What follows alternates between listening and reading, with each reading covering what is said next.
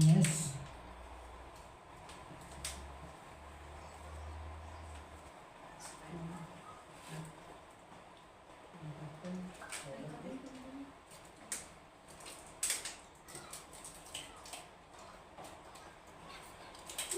Yes, hallelujah. So, our time now is 1:20. 1:20 in the afternoon. So, good afternoon sa atin dito sa Greece. Brother Denmark. Mag-isang online natin ngayon ha. Anyway, naimbag na oras tayo amin kakabsat.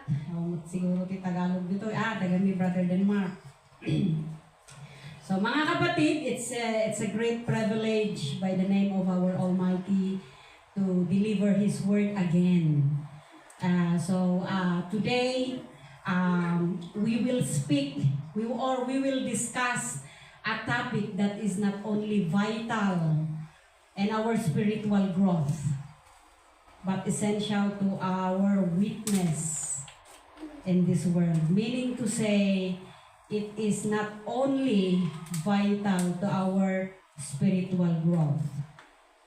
Nowadays, we are seeing or we are observing ano ba yung mga kakayahan natin, or ano ba yung mga attitudes natin, or ano ba yung mga ginagawa natin as a believer in the name of Jesus and following Jesus.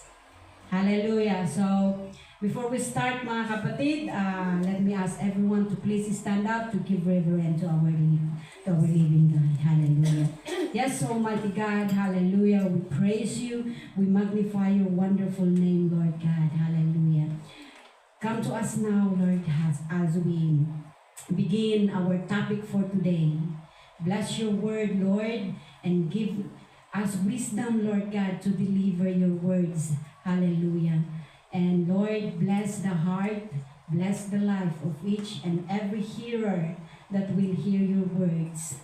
Impart your words in their heart so that they can apply this topic that we will be sharing, Lord God, today. Lord, hallelujah. Nyaman apo dagiti distraction, Lord, nga mang distract ka dagiti focus, Lord God, it's sa tunggal maysa kada kami. Lord, please let your holy presence, the Holy Spirit will guide us, Lord God, through this. Thank you, Father God. Thank you, Jesus. Bless each and every one of us. And this we ask in the mighty name of Jesus. Amen and amen. So, our scripture for today, our time now is 1:22. Madali lang po mga kapatid yung topic natin today because it's all about the worthiness or a call to live worthy. The description, I'm sorry mga kakabsat because yung may ginawa akong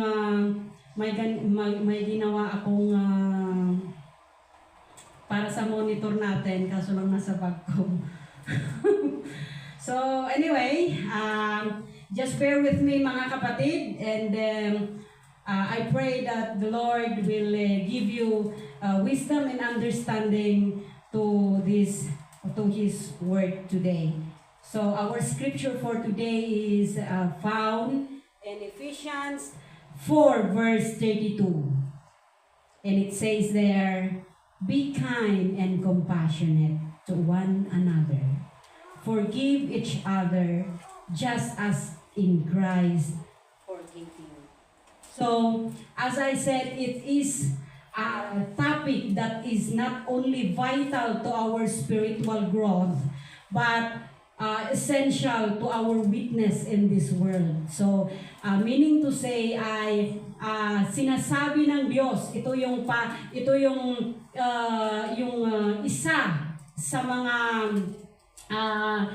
kasabihan or yung parang pangdidisiplina ng Panginoon sa atin. So, as we all know that kung meron tayong nakikita doon sa Biblia natin, na mga syan. Yung mga last niya ay syan. Yun ay nagpapahiwatig ng mga sulat ni Apostle Paul in that certain place. Yung mga Romans, Galatians, Ephesians, Corinthians, Colossians, mga syan, mga kapatid. That is all the letters. It's all the letters of Paul para sa certain place na kanyang pinuntahan, guiding to the guidance of the Holy Spirit. So, Ephesians 4 emphasizes Christian unity, entrusting believers to live worthy of their calling by abandoning their old lives and putting on the new self in Christ. So, this is all self-explanatory, mga kapatid. That as a disciple, as a believer of the Lord Jesus Christ, we must, he is saying that we should abandon our old self and putting the new self in Christ. So as we are discussing the Christ-like attitude, yung Christ-like, yun yung ipinagpapalanangin natin na magawa natin sa ating buhay. So this is a call, mga kapatid. This is a call to live worthy. So sa paanong paraan po ba nagkakaroon tayo ng worthy? Yung live worthy, to live worthy. Number 1, mga kapatid, is unity in Christ. So in Ephesians 4 verse 6, this is the foundational one. Ano ba yung sinasabi na one? Yung one, foundational one of a believer. Ano ba yung 7 foundational one na yun na sinasabi natin, mga kapatid? Yung sinasabi na one hope, one spirit, one Lord, one baptism, one faith, one God. So Paul begins by explaining that believers are united in one. So sinasabi ni Paul dito, mga kapatid, that we should be in one. Lahat one, mga kapatid. As we believers following Jesus, the Christ-like attitude, Christ-like life, we must be one. So tandaan natin yun, mga kapatid. We must be one. Number 2, mga kapatid, is our spiritual gifts. Ano ba yung spiritual gifts natin, mga kapatid, as a followers of Jesus?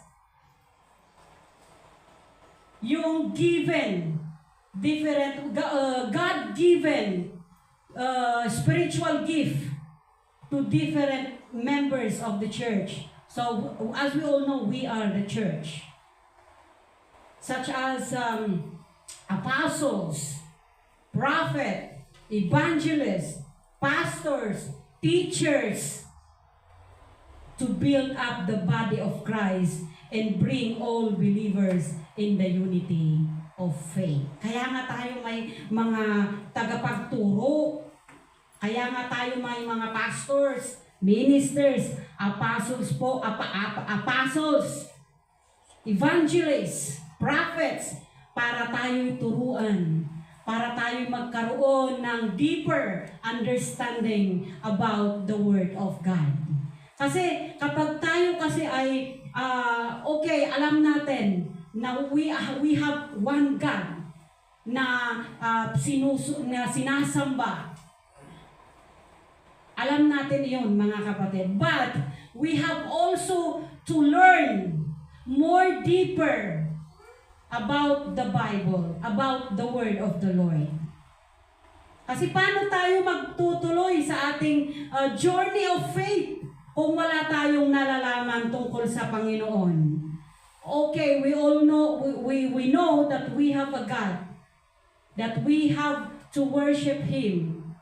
Kinakanta natin, sinasabi natin na meron Panginoon, makapangyarihan ng ating Panginoon, but we need also to study. We need also to dig deeper para tayo magkaroon ng deeper na kaalaman sa Panginoon. Amen po ba mga kapatid? So, number 3 mga kapatid is the new self.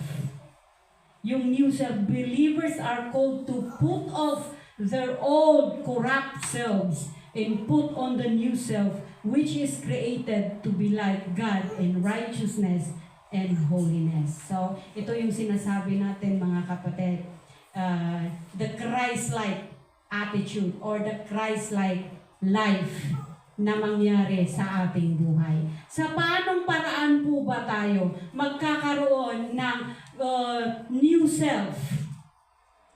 Sa paano natin ma-develop yung new self para sa Panginoon na naglikha sa atin. Kaya nga pinamagatan ko ang topic natin ngayon, embracing transformation. Embracing transformation. Ano po ba mga kapatid yung embracing transformation? Sa Tagalog ay pagyakap sa pagbabago.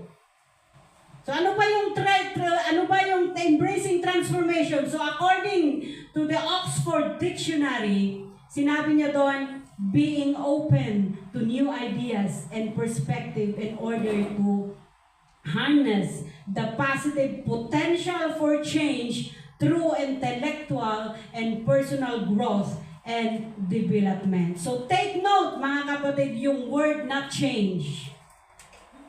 Take note the word change, pagbabago. Kailangan natin yakapin yung pagbabago sa ating buhay. So embracing transformation focuses on developing a resilient and adaptive attitude by stepping out of your comfort zone, practicing gratitude. Yung practicein natin yung pagbibigay, yung giving. Diba? Pinapractice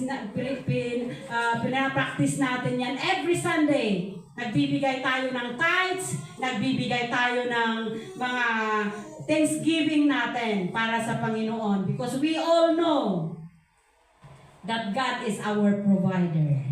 Amen po ba mga kapatid? So we are practicing gratitude. That is one kind of embracing transformation in our life. Not only in the church mga kapatid, kundi sa mga in our outside world. Diba? Tayo'y nagbibigay. Hallelujah. So learn from setbacks, yung mga challenges na nararanasan natin in our life. So, we are forming transformation sa mga setbacks, challenges, trials, persecutions ng ating buhay. Kasi dito natin na nagkakaroon tayo ng knowledge para yung parang lesson in our lives. Na halimbawa, nakaranas ka ng iba't ibang trials dyan. Hindi ko na gagawin yun kasi nagka-lesson ako sa bagay na iyan. So you are being transformed. Hindi mo na ginagawa yung ginagawa mo dati. At nagkaroon ka ng lesson doon. So you are being transformed. You are now on your new self. Amen. Amen po ba mga kapatid? And ultimately build the life you desire. Kasi kapag nagkakaroon tayo ng mga setbacks sa ating buhay, we are ultimately building the life we desire. And most especially, the desire of God in our life. So sa paanong paraan? How to develop or embrace transformation in our lives? Mabigat to mga kapatid. Number 1 is kindness. The act of kindness and compassion. Ano ba yung act of kindness and compassion mga kapatid? As we say in our verse, in Ephesians 4 verse 32, sabi niya doon, be kind and compassionate. Ano yung ibig sabihin ni Paul doon, mga kapatid? Sino ang mababait dito? Mababait ba tayo, mga kapatid? Ay, wow! Hindi kayo mabait? Of course, mga kapatid, nandito tayo. We are Christians! You should consider yourself kind and compassionate. Di po ba, mga kapatid? Because ang Tagalog ng kind, by the way, is mabait. Maalalahanin. Yung compassion, mahabagin. Maawain. O yung hindi man nag-amin kanina, hindi kayo mabait. Hindi kayo mahabagin. Hindi kayo maawain. Hallelujah. So, we have to act. We have to act and be kind and compassionate. Kasi yun ang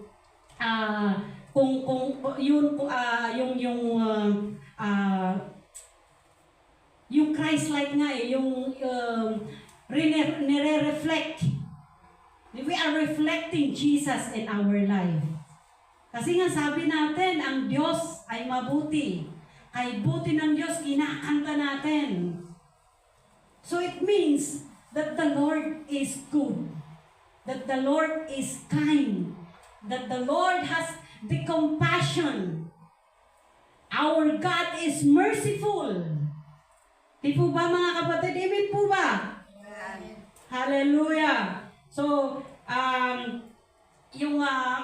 as Paul is writing this letter in Ephesians, he is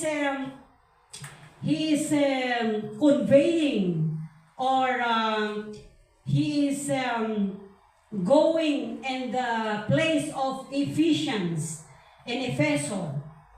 This is the arrival of Paul in Ephesus during his third missionary journey. Mabawasan natin yan, mga kapatid, in Acts 19, verse 1 to 20. So the event take place in Ephesus. This is Ephesus is the significant city of the Roman province of Asia. So this is yung Ephesians kasi, mga kapatid, yung lugar na sa Efeso ay is hub of superstition, magic, and worship of Artemis. Ano yung Artemis, mga kapatid? Yung silver na god nila na kanilang pinupuri. Di po ba, mga kapatid? So in here, Paul encounters disciples who were baptized by John the Baptist but not received the Holy Spirit. So Paul baptizes them in the name of Jesus, and they receive the Holy Spirit, speaking in tongues and prophesying. So, meron siyang na-meet as he enters in Efeso. Meron siyang na-meet na mga kalalakihan na hindi na nagbaptize na, pero hindi pa daw sila nagbaptize in the Holy Spirit. So, Apostle Paul is kind enough. He has the compassion na i-baptize ang mga kalalakihan na ito. And sumunod yung mga lalaki at nabaptize sila. Bumaba ang Holy Spirit at nabaptize sila in the Holy Spirit. So as Paul entered the synagogue and speak boldly for the space of 3 months, disputing and persuading the things concerning Jesus. Diba, makikita natin dito, mga kapatid, yung compassion ni Apostle Paul. Napakatapang niya. He is bold enough to go in the synagogue, persuading the people, preaching the kingdom of God. Tayo ba, mga kapatid, nowadays, magagawa ba natin doon na pupunta tayo sa isang place at mag-preach, mag-spread ng gospel ng Panginoon? Are we kind enough? Are we compassionate enough to go in different places and spread the kingdom of the Lord? Hallelujah. So this is the perseverance of Apostle Paul. It emphasizes the perseverance of Apostle Paul. So, it is the patient, yung patient ni Apostle Paul na magturo sa mga tao. Kasi alam natin that Ephesians is the hub of superstition. Nandun yung mga espiritista, nandun yung mga magic, lahat ginagawa na yung mga pagan, worshiping pagan gods. So ang Ephesians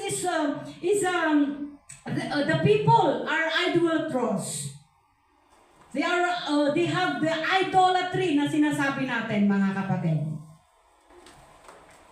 So how it involves the kindness of compassion, of being patient and persevere of Apostle Paul. Di po ba, mga kapatid, when we are patient with others, we show compassion and care for them. Kasi nga, mahalaga sila sa atin. Yung isang kaluluwa, mahalaga para ikaw ay maturuan. Amen po ba? Kaya nga tayo nag-aaral ng mga discipleship. Kaya nga tayo nag-aaral ng mga solid group. Kaya nga nandito tayo, we are worshiping the Lord.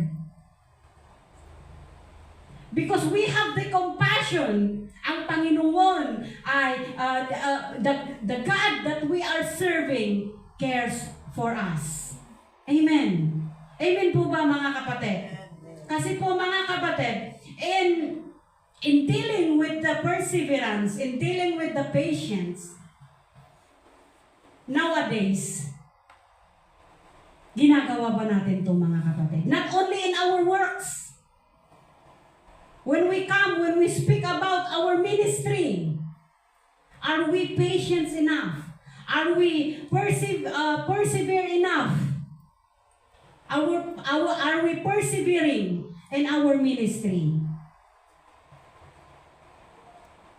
So when we, tignan nyo, mga kapatid, kasi nung nagtuturo na si Paul in that place in Ephesians, marami siyang tinuruan. And of course, habang siya'y nagtuturo, meron ding mga tao na hindi naniniwala. Meron ding mga tao na naniniwala. So ano yung ginawa ni Apostle Paul? He has the wise separation na ginawa. Inibunukod niya yung mga naniwala at iniwan niya yung mga hindi naniwala. That is the wise separation. Mas unahin pa niya yung mga naniniwala. Para kapag yun ang mga naturuan niya, pwede niyang balikan yung mga hindi naniwala. Diba? Kung sa logic, mga kapatid. Kasi in our world today, as of now, as nowadays, nangyayari talaga ito. Na kahit nakikinig tayo ng mga salita ng Panginoon, meron at meron sa atin yung nakadikit sa atin, temptation. Temptation, mga kapatid. So be aware, be careful of the temptation in our lives. We must have to overcome the temptation in our lives. So marami ang ginawa ng Panginoon sa buhay ni Paul at that time. Yung mga miracles na ginawa ni Apostle Paul na nag-heal siya ng mga may sakit. Alam niyo, nag-heal siya ng mga may sakit na yung healing of the sickness. Na kung saan ang mga tao ay may mga taong nang-insulto sa kanya, kumbaga. Na kung saan ginagaya rin nila yung ginagawa ng panggagamot ni Apostle Paul at that time. One of these is the 7 sons of Sheba, na sinasabi na ginagaya na rin nila yung panggagamot ni Upad. Di ba, insulto yun, mga kapatid? Kasi nga hindi sila naniniwala. Insulto yun sa kung mababasa natin sa istorya ng Ephesians 4. So the passage also details Paul's successful ministry. Successful. Nag-success siya. Bakit? Through the help of God. Na kahit merong nang iinsulto, meron siyang meron mga hindi naniniwala kasi one reason na hiniinsulto nila or ginagaya nila yung ginagawa ni Apostle Paul is because Ephesians is a trade industry. Lahat ay pinagkakakitaan. It's a business. Diba? Meron tayo nowadays nakikita natin yung mga espiritista na kung saan pumupunta ang mga tao. Hindi ka naman pupunta doon na walang bayad, di po ba? So it's a business. Paniwalang-paniwala naman yung mga taong pumupunta doon na ikaw ay makakaranas ng ganitong blessing, ikaw ay lahat. Parang espiritista nga lang natin yung espiritista, mga kapatid. Yung nanghuhula ng kapalaran. Di ba?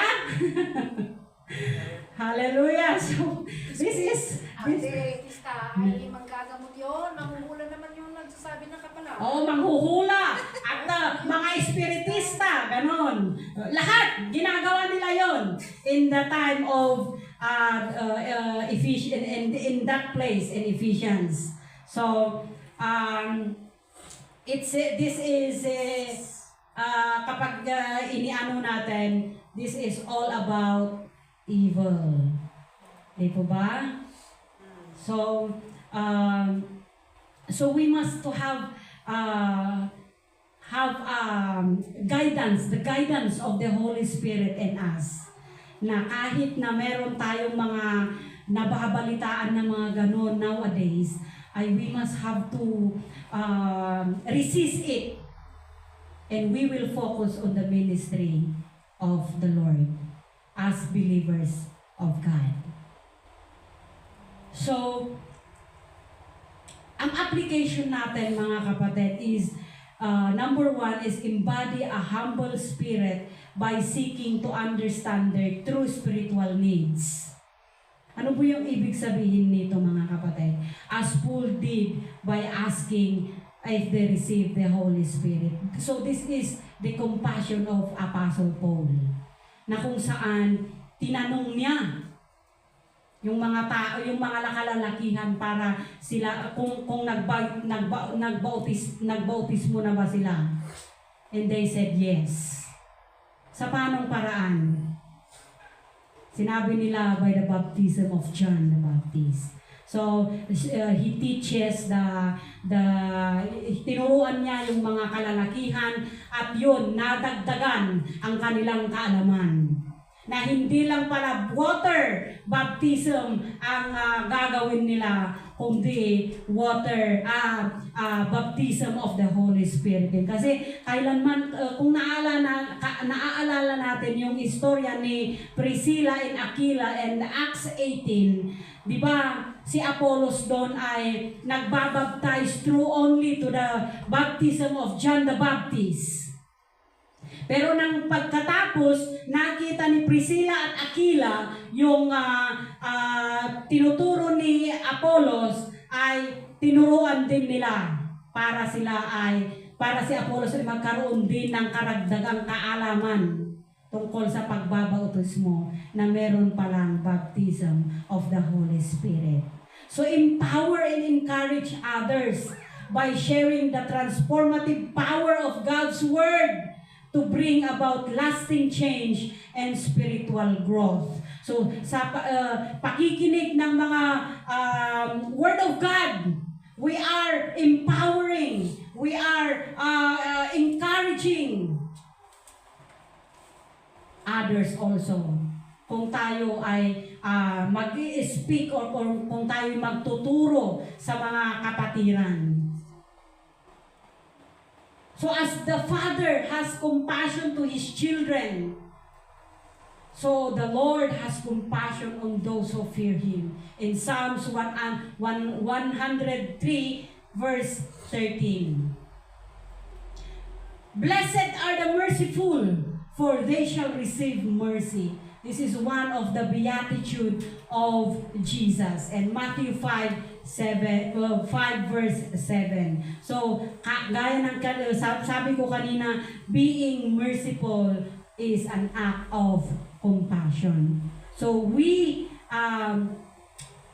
must have to do the act of kindness and compassion sa ating mga buhay. Amen, mga kapatid. Kasi kapag hindi natin to gagawin, how can we be a Christian? How can we be a follower of Jesus? Kapag hindi tayo kind, kapag wala tayong compassion sa ginagawa natin, and the work of the Lord in our ministry, of course. Ikaw ba kapatid ay may compassion sa ginagawa mo sa ministry mo? Ask ourselves. Kasi this is one of the important process of embracing transformation. Kasi nga, embracing, yayakapin natin yung pagbabago sa ating buhay as a disciple, as a follower. Sabi nga natin kanina, disciple is a follower. A long-term process. Kasi kapag nandito ka lang, at hindi ka nag-step out of your comfort zone, hindi ko alam kung ikaw pa ay magiging isang disciple rin.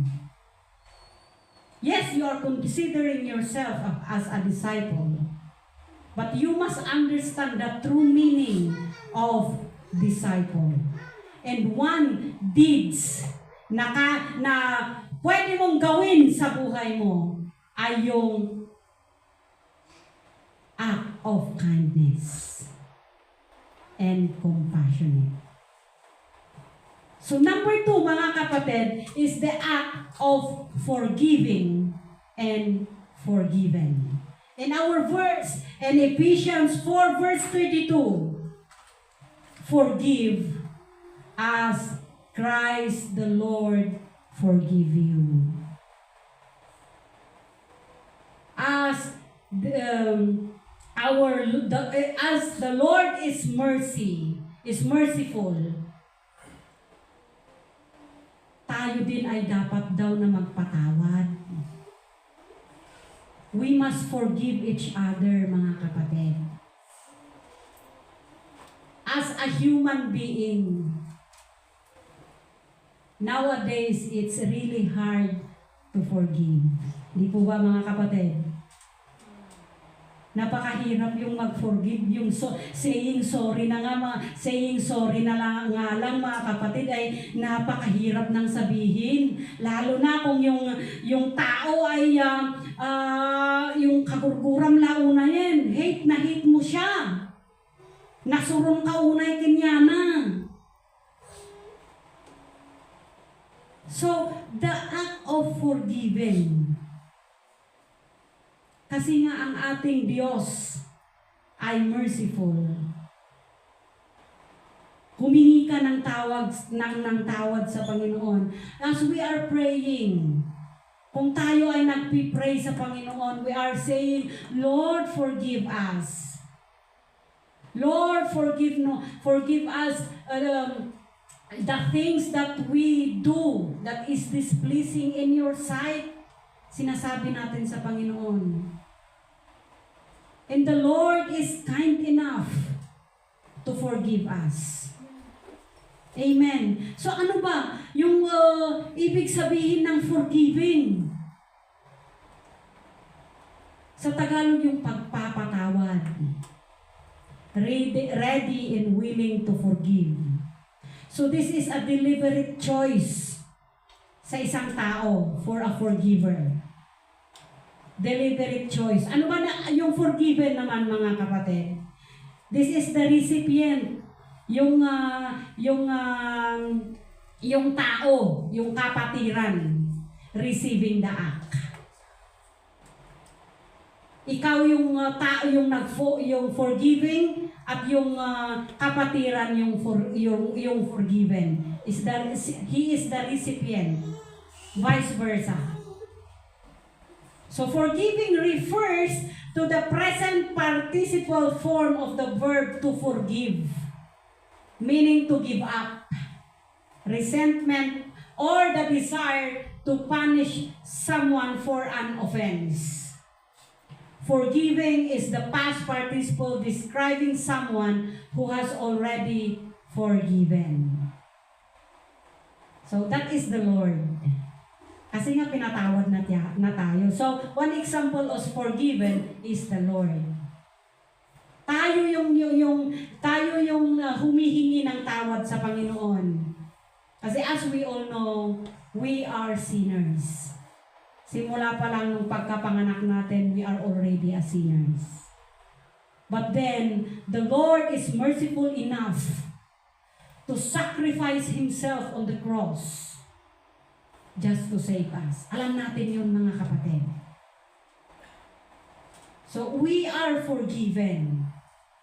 Diba? Do you believe? Do you believe that you are forgiven? Yes. Hallelujah. Amen. Kasi naniniwala tayo sa Panginoon. We love Jesus enough. That's why we are forgiven. We know that He sacrificed Himself just to save us. Just to cleanse us. Di po ba, mga kapatid? So, in the context of Acts 19 verse 38 to 39, sabi niya doon, this is the story of the man named Demetrius. Sabi ng clerk, so then, if Demetrius and the craftsmen who are with him have a complaint against any man, the court are in session and proconsuls are available. Let them bring charges against one another. But if you want anything behind this, it shall be settled in the lawful assembly. So this verse emphasizes the importance of Roman law. Kasi nga, nung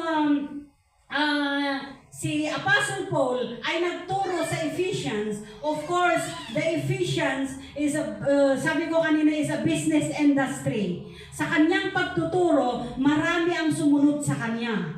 But then, meron din mga businessman na parang na-insulto sila. Wala silang pinagkakakitaan. Kasi nga yung mga tao sumusunod na kay Paul. So then, they made a way para i-insult si Paul.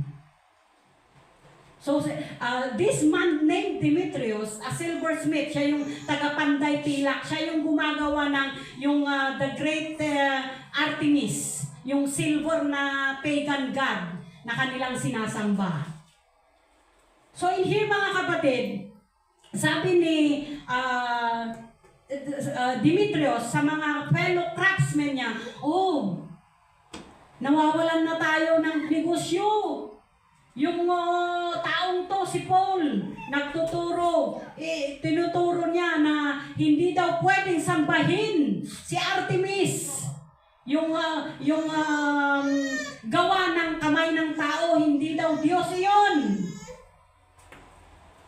At sa pag-i-insist ni Demetrius sa mga tao, yun na, mga kapatid, nagkaroon na ng riot.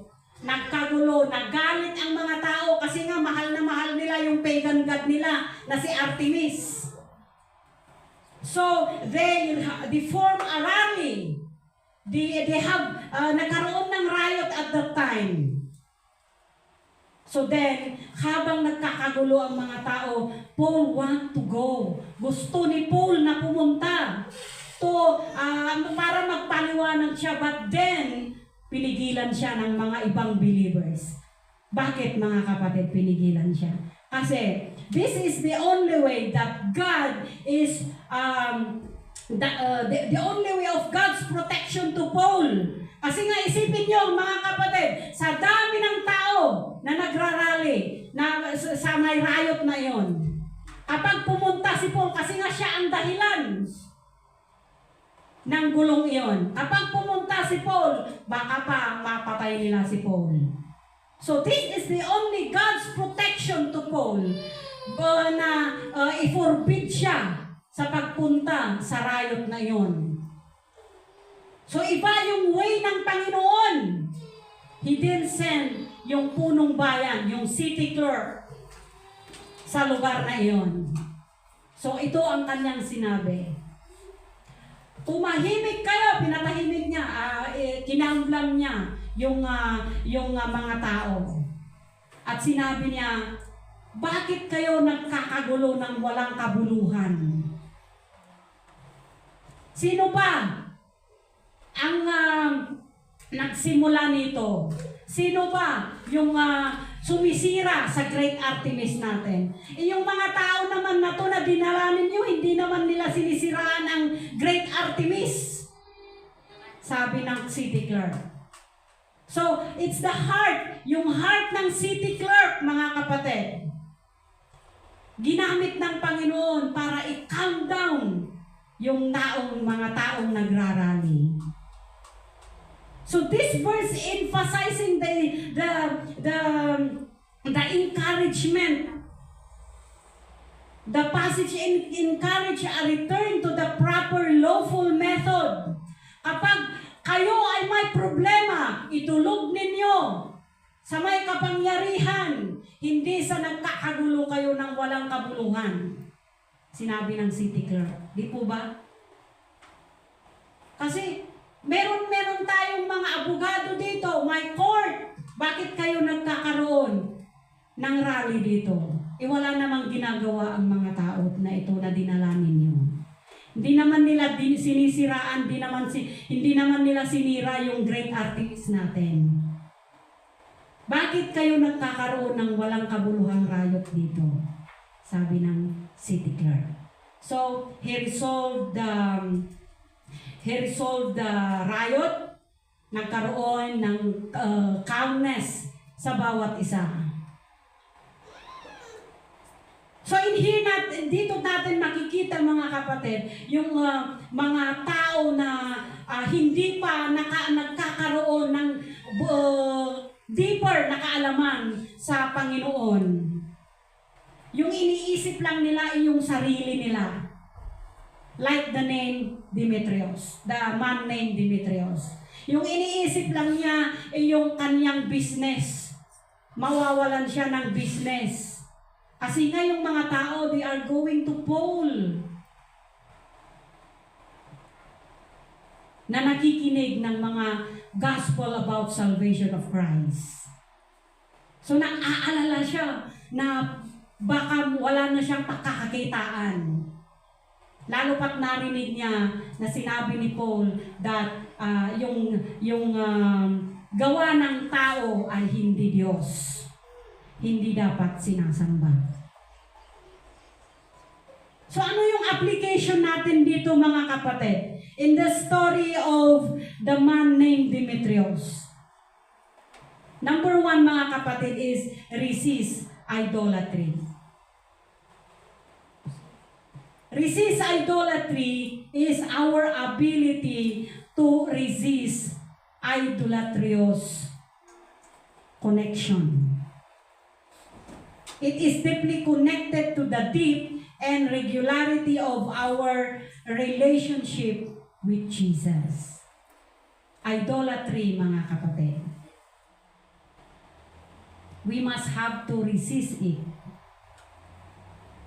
Number 2 is seek peaceful legal resolution, as the city clerk did when addressing the riot, reminded the crowd that there are legal ways to resolve disputes and that the city could face charges for disorder under Roman law. In our lives nowadays, mga kapatid, kapag may problema tayo, dapat pinag-uusapan yan ng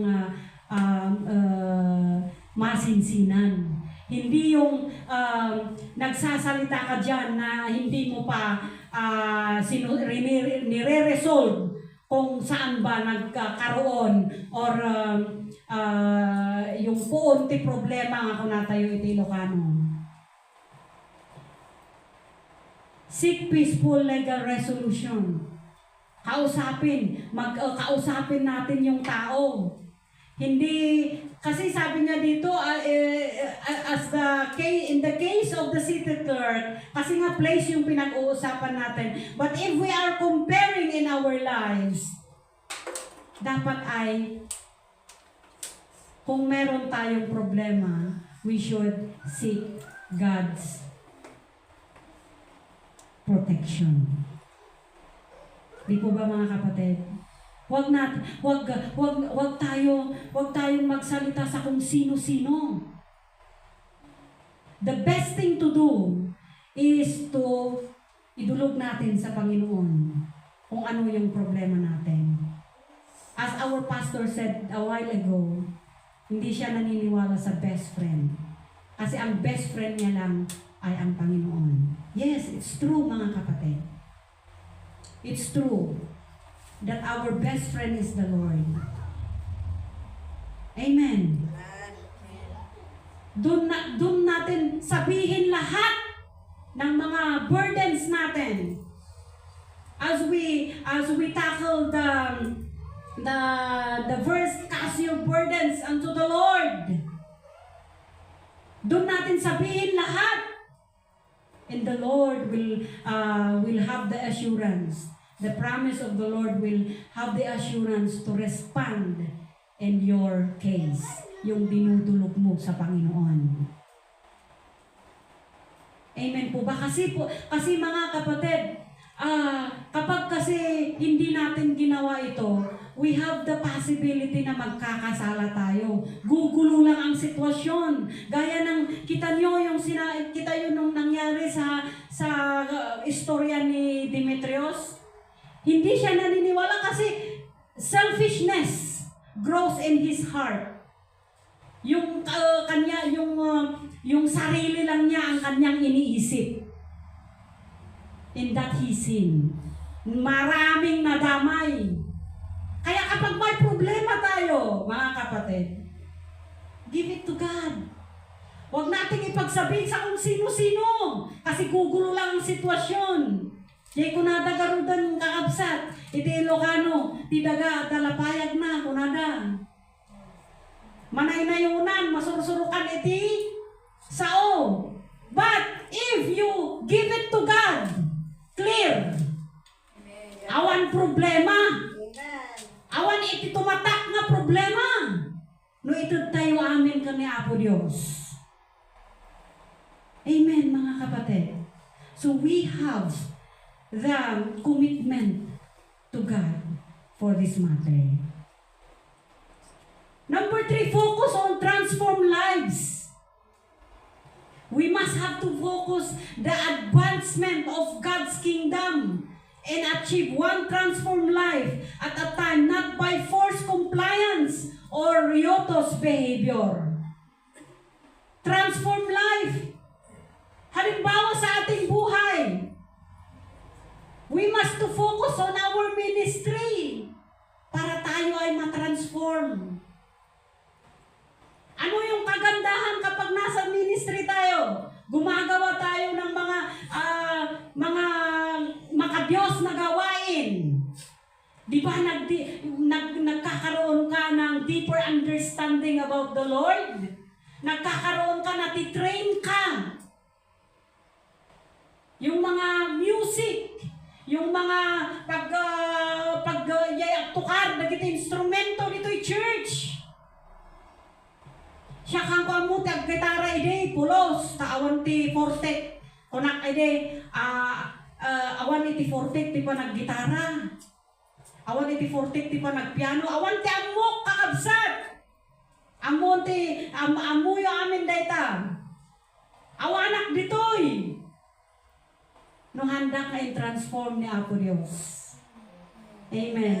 As for your lives, mga kapatid, you know yourselves kung saan kayo ngayon. Meron pang pagbabago, mga kapatid. Your old self. Meron bang nabago ngayon alam kung ano yun mga kapatid. Kung ano yung nabago sa ating buhay. But as for me, hindi ko pinangarap na maging teacher. Hindi ko pinangarap na maging preacher. Hindi ko pinangarap lahat. But the Lord knows if we seek. Kasi yun ang plano ng Panginoon sa buhay ko. Kaya ko nga ginagawa ito.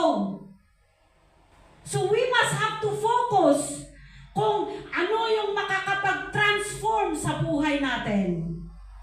Hindi yung gumagawa ka na lang kung ano yung kagustuhan mo. You must have God's protection and God's guidance in your life to be exact, to be transformed. That even when we face violence and opposition, God protects His servant, as shown by Paul, miraculously safety. Kasi nga pinigilan ng mga believers si Paul at this time na pumunta sa riot. Kasi kapag pumunta siya doon, magkakagulo lamang ang mga tao. Mas lalo pa, madadamay siya. Baka pa patayin pa siya sa dami ng tao na yon na nagrarally. Kasi nga patungkol ito sa kanyang mga sinasabi. Kasi in ministering and preaching the Word of God is talagang masakit. Naniniwala kayo doon mga kapatid? Yes. Nasakit, dagiti sasaon niya po Diyos. But that is the way of Jesus to discipline us. Nasa sa atin na yon. Kapag sumunod tayo or susunod tayo sa mga word ng Panginoon sa atin. Kasi walang silbi kapag binabasa lang natin or pinapakinggan natin yung mga salita ng Panginoon. Walang silbi kung hindi natin ina-apply sa ating buhay. So, God protected His followers by working extraordinary miracles through Paul, such as healing the sick and casting out evil spirit. So, as it says in Ephesians 6 verse 11, kung babasahin natin, put on the armor of God so that you can take your stand against the devil schemes.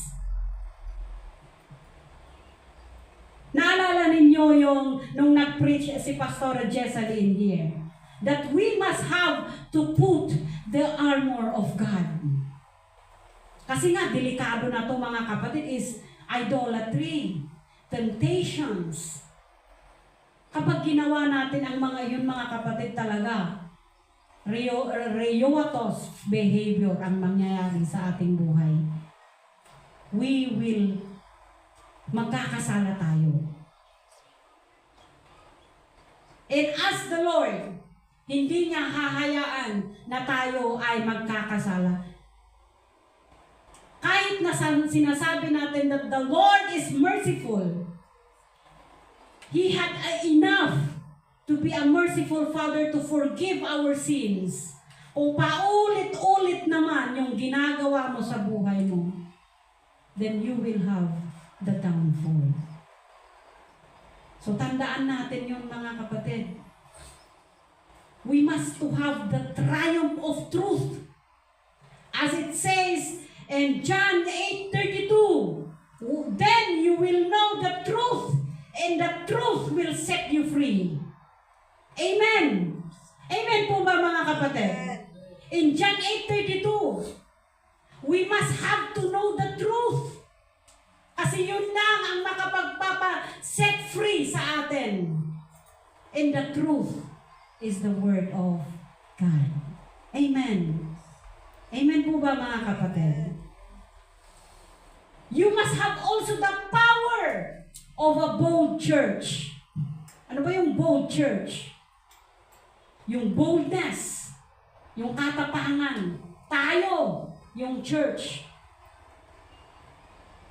Yung magkaroon tayo ng tapang para i-demonstrate or boldly proclaim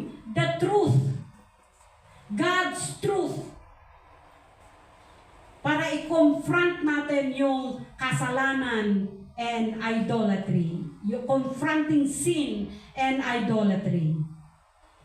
So this is an effective church, mga kapatid. Tandaan natin yun. That though we may face persecution, magkaroon tayo ng tapang para i-reveal, i-proclaim, i-declare natin yung Word of God sa buong mundo. In John 12:24, it says there, Church, we must now become bold in declaring the truth. The question is, mga kapatid, are we bold enough to share the Word of God to our brethren? Are we bold enough? Meron ba tayong, matapang ba tayo na mag-share ng Word of God about God sa mga taong kakilala natin, sa pamilya natin, sa mga kaibigan natin? Are we bold enough to share Jesus in their lives?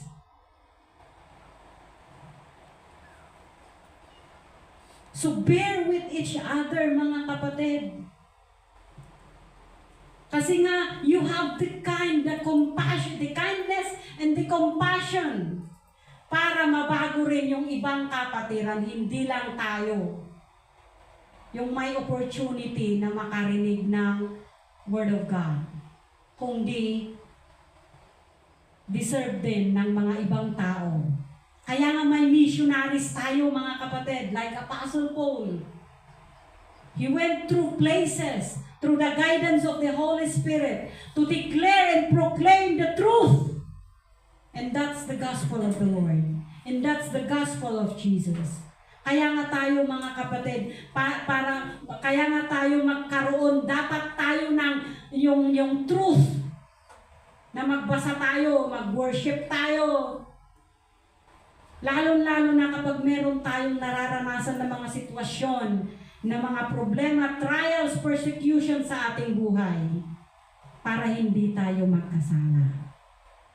At kung meron man, mga kapatid, as we all know that we are human,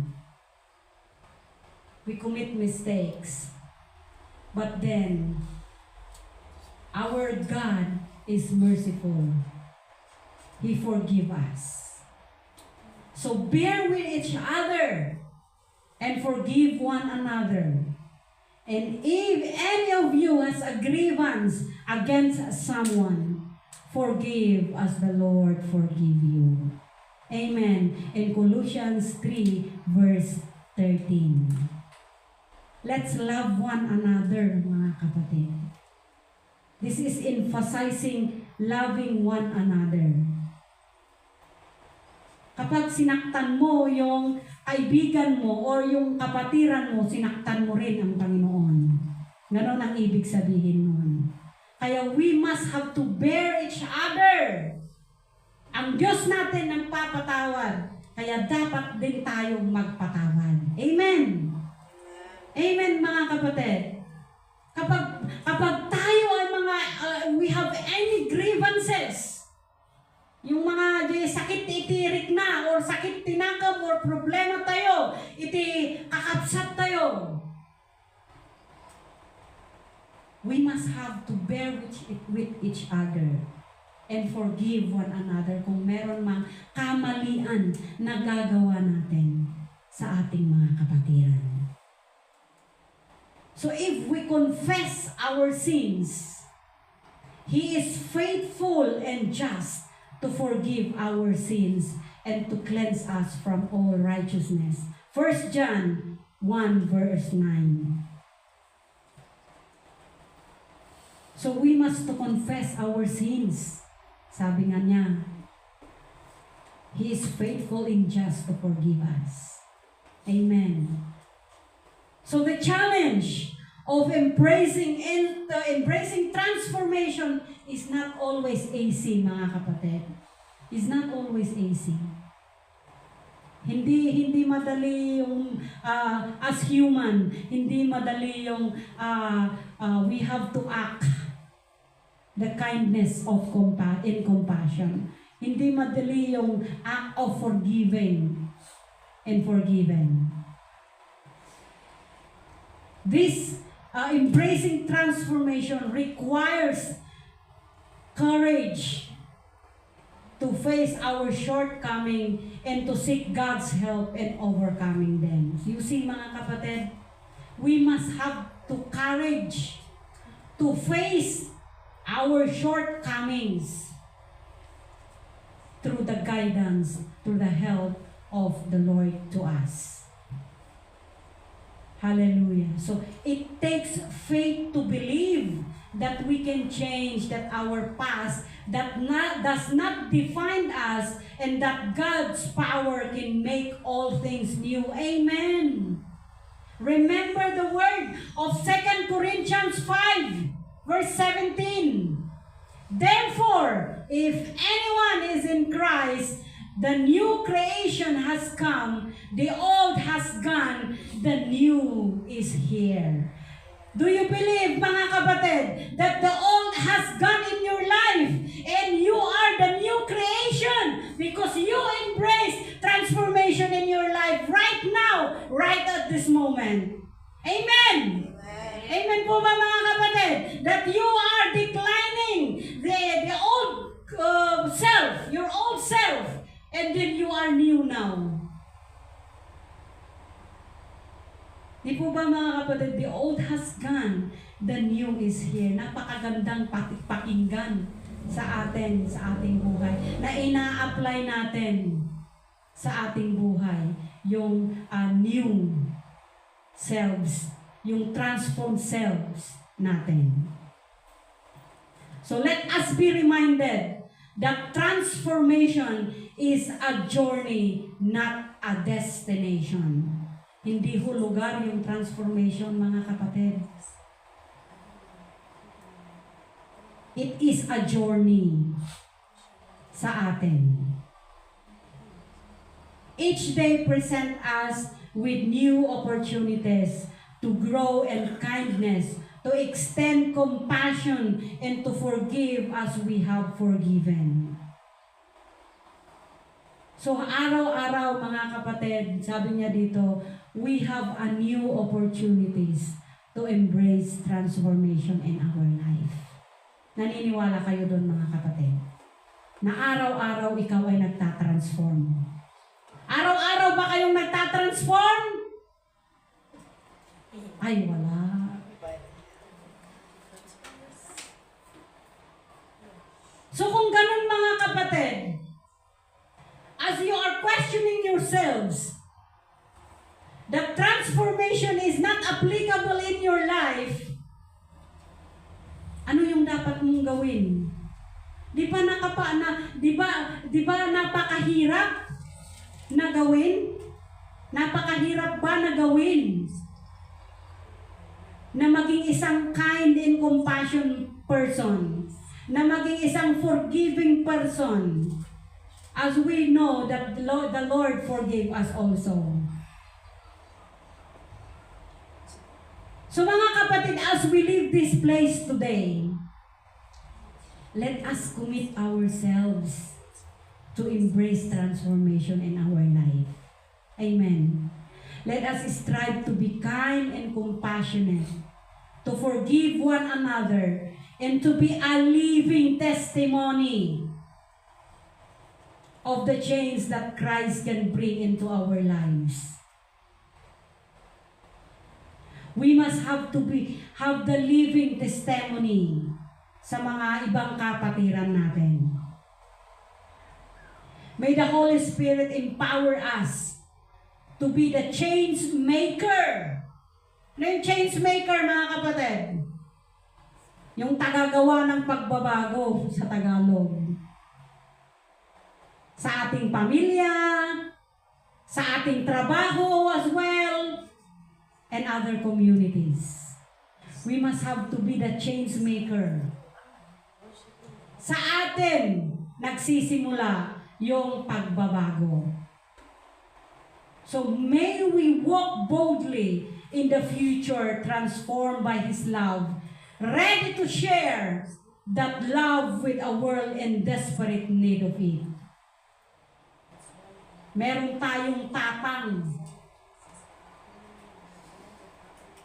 Meron tayong katapangan